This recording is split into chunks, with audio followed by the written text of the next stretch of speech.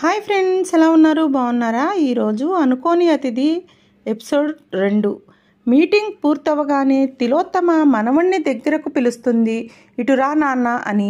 అప్పుడు హర్ష వాళ్ళ నాన్నమ్మ దగ్గరకు వెళ్ళి, ఏంటి నానమ్మ అంటే తన చెంపల మీద చేతులు పెట్టి దగ్గరకు తీసుకొని నుదుటి మీద ముద్దు పెట్టి, నువ్వు ఎంతో గొప్ప స్థాయికి వెళ్ళాలి నాన్న అని చెప్పి అంటుంది. సరే నానమ్మ, నేను వెళ్తున్నాను, రేపు టెండర్కి కోడింగ్ వేయాలి అని చెప్పి అంటాడు హర్ష.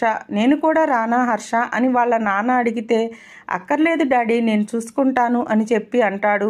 అప్పుడు తిలోత్తమ, వాడెవరనుకున్నావు? నా మనవడు, వాళ్ళ తాతయ్య తెలివితేటలన్నీ పుణికిపుచ్చుకున్నవాడు.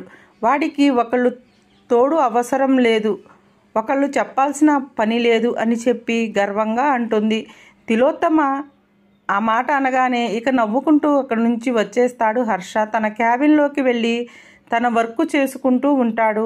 ఇదిలా ఉండగా యుఎస్లో తన రూమ్లో కూర్చొని ఫోన్ కాల్ కోసం వెయిట్ చేస్తూ ఉంటుంది తార. వాళ్ళ తాతయ్య ఫోన్ చేస్తాడు. ఫోన్ చేయగానే ఫోన్ లిఫ్ట్ చేసి, తాతయ్య చెప్పండి ఏమైంది అని అంటే, ఈసారి కూడా మనకి టెండర్ రాలేదమ్మా అని చెప్పి అంటాడు. కోపంగా తన చేతిలో ఉన్న పెన్నును నేలకేసి కొడుతుంది. ఎందుకు ఇలా జరిగింది? మన ప్లాన్తో ఆఫీస్లో ఒక మనిషిని మనం ముందే పెట్టాము కదా, టెండర్ వేసింది కూడా కోడింగ్ మనకు తెలుసు కదా, ఎందుకని మనకి రాలేదు అని వాళ్ళ తాతయ్యతో గట్టిగా మాట్లాడుతుంది తార.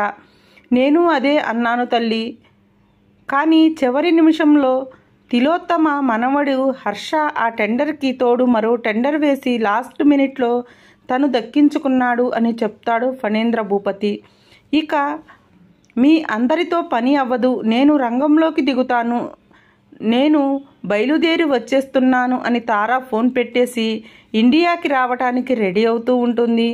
ఇక బిజినెస్ లైఫ్కి ఈ ఉరుకుల పరుగుల జీవితానికి అస్సలు సంబంధం లేకుండా స్వచ్ఛమైన పల్లెటూరు, కల్మషం లేని మనుషులు, పచ్చని పంట పొలాలు, ప్రతి ఒక్కరిని ప్రేమతో పలకరించే మనుషులు, బాబాయి, మామయ్య, అన్నయ్య అంటూ వరసలు తప్ప కులాలు మతాలు అంటూ తేడా తెలియని జనాలు. అలాంటి పల్లెటూరులో రాధ అనే అమ్మాయి ఉదయాన్నే లేచి ఇంటి ముందు కల్లాపి చల్లి ముగ్గు పెడుతూ ఉంటుంది.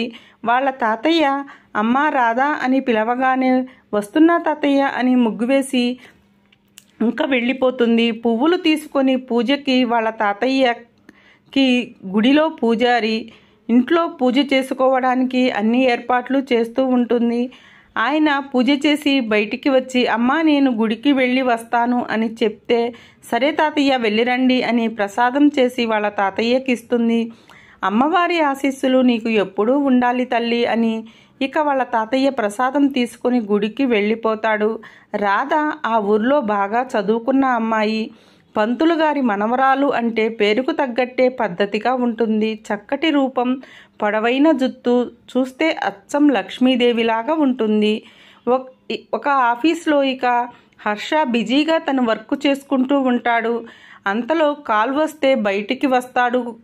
అలా కాల్ మాట్లాడుతున్న తనకి సీతాపురం నుంచి ఎవరో వచ్చారు అన్న విషయం అక్కడికి వచ్చి అటెండర్ వాళ్ళ నానమ్మతో చెబుతూ ఉంటారు. అది వినగానే వాళ్ళ నానమ్మ కంగారుగా బయటికి వచ్చి ఎవరైనా తనని గమనిస్తున్నారా అని చూసి అతన్ని కలవడానికి వెళుతుంది. అది చూసిన హర్ష ఎందుకు నానమ్మ సీతాపురం అనగానే కంగారు పడుతుంది అని చెప్పి ఆలోచిస్తాడు. అంతలోనే ఫోన్ రింగ్ అవ్వడంతో ఆ విషయాన్ని పక్కన పెట్టి తన వర్క్లో బిజీ అయిపోతాడు హర్ష. ఇక తార ఫ్లైట్ ల్యాండ్ అవగానే డైరెక్ట్గా ఆఫీసుకు వెళుతుంది. తల్లి ఇప్పుడేనా వచ్చింది? డైరెక్ట్గా ఇక్కడికే వచ్చావా? ఇంటికి వెళ్ళి ఈరోజు రెస్ట్ తీసుకున్న తరువాత రావచ్చు కదా అని అంటారు వాళ్ళ తాతయ్య. రెస్టా? ఆ తిలోత్తమను ఓడించేదాకా నాకు విశ్రాంతి లేదు. అయినా అసలు మనం టెండర్ని లీక్ చేశామని ఎలా తెలిసింది అని చెప్పి అడుగుతుంది వాళ్ళ తాతయ్యని. ఏమో తల్లి, నానమ్మకి తగ్గ మనవడు. నానమ్మ 10 ఆకులు చదివితే మనవడు 100 ఆకులు చదివాడు.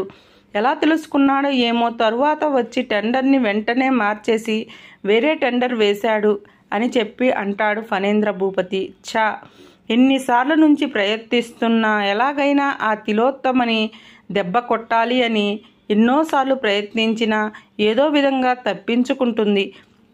ఈసారి నేను ప్లాన్ వేస్తే తప్పకుండా నేనే విన్ అవ్వాలి, ఇక నేనే రంగంలోకి దిగుతాను అని చెప్పి తన ప్లాన్ని వాళ్ళ తాతయ్యకి వివరిస్తూ ఉంటుంది. కానీ తల్లి, నువ్వు నా మనవరాలివని తెలిస్తే ఆ తిలోత్తమ నిన్ను భూమి మీద ఉండనివ్వదు అని చెప్పి అంటాడు ఫణేంద్ర. మీరేం కంగారు పడకండి తాతయ్య, నా ఆలోచనలు నా ప్లాన్లు నాకున్నాయి. నేను ఈసారి పక్కా ప్రణాళికతో వచ్చాను. ఈసారి తప్పకుండా మనమే గెలుస్తాము, చూస్తూ ఉండండి అని చెప్పి అంటుంది తార. హర్ష కొత్తగా పెడుతున్న కంపెనీలో వర్కర్స్ కావాలి అని యాడ్ ఇస్తాడు. పేపర్లో ఆ ఆఫర్ని చూసి తిలోత్తమ సామ్రాజ్యంలోకి రావాలని పన్నాగం పన్నుతుంది తార.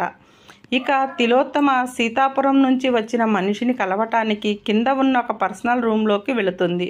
1 గంట తరువాత తను బయటికి వచ్చేస్తుంది. ఆ తరువాత ఆ మనిషి కూడా బయటికి వస్తూ తనతో ఒక సూట్ కేసును తీసుకువస్తాడు.